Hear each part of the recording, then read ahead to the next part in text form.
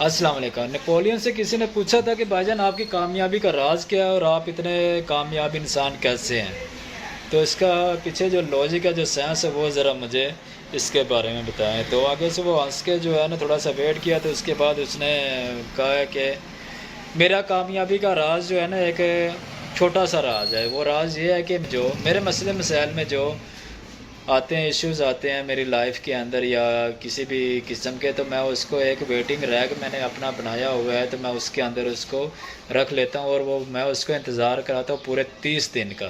اب یہ 30 دن کے اندر یہ ہے کہ وہ میرا مسئلہ خود حل ہو جاتا ہے۔ اگر وہ مسئلہ خود حل نہیں تو اس 30 دن مجھے اس مسئلے کے حل کے لیے مجھے سوچنے کا ٹائم مل جاتا ہے، جس کی وجہ سے میں اس مسئلے کے بارے میں سوچتا ہوں اور پھر میں اس کا حل ایزلی نکال لیتا ہوں۔